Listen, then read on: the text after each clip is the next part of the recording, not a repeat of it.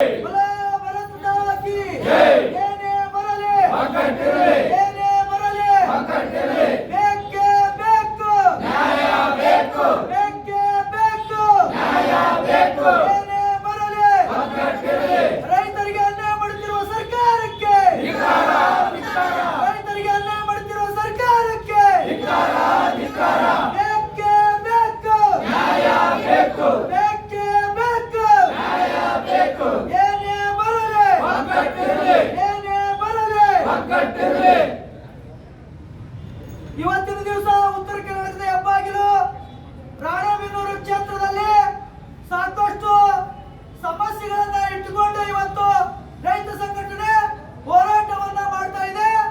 ಕೂಡಲೇ 2025-26ನೇ ಬಜೆಟ್ನಲ್ಲಿ ರೈತರ ಸಂಪೂರ್ಣ ಸಾಲ ಮನ್ನಾ ಮಾಡಬೇಕು ಮತ್ತು ಮೈಕ್ರೋ ಫೈನಾನ್ಸ್ ನೊಂದ ಮಹಿಳೆಯರ ಸಾಲವನ್ನು ಸಂಪೂರ್ಣ ಮನ್ನಾ ಮಾಡಬೇಕು ಮತ್ತು ಅದೇ ರೀತಿಯಾಗಿ ಕೆಲವು ಭಾಗದಲ್ಲಿ ನಮ್ಮ ರಾಣೆಬೆನ್ನೂರು ತಾಲೂಕಿನಲ್ಲಿ ಕುಡುಗೂರು ಮತ್ತು ಕೆರೆಮಲಾಪುರ ಮಧ್ಯದಲ್ಲಿ ಸೋಲಾರ್ 250 ಎಕರೆ ಸೋಲಾರ್ ಪ್ಲಾಂಟ್ ಅನ್ನು ಮಾಡ್ತಾ ಇದ್ದಾರೆ.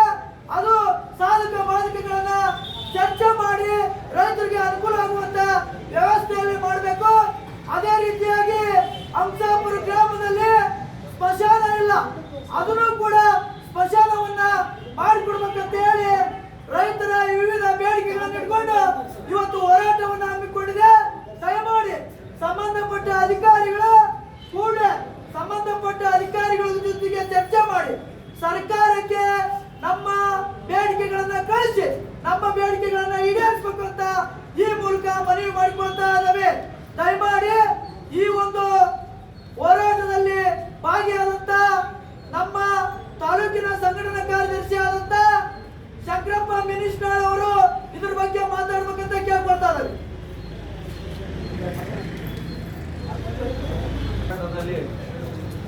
ತಾಲೂಕು ಕಚೇರಿ ನಮ್ಮ ಮಹಿಳೆಯರು ಮತ್ತು ಮುತ್ತಪ್ಪ ಕಬ್ಬಾರ್ ಅವರೇ, ಇವತ್ತಿನ ರೈತರ ಪರಿಸ್ಥಿತಿ ಹೆಂಗೆ ಅಂತಂದರೆ, ಇವತ್ತು ನಾವು ರೈತರು ಗೋಂಜಾಳ ಬೆಂಬಲ ಮತ್ತು ನಮ್ಮ ಬೆಳೆಗಳಿಗೆ ಬೆಂಬಲ ರೇಟು, ಗೊಬ್ಬರ ರೇಟು ಎಲ್ಲ ಏರ್ತಕ್ಕಂಥ ವ್ಯವಸ್ಥೆಯಲ್ಲಿದೆ. ಇವತ್ತು ಒಂದು DAP ತಗೋಬೇಕಾದ್ರೆ 15-18 ರೂಪಾಯಿ ಮಟ್ಟ ಐತಿ.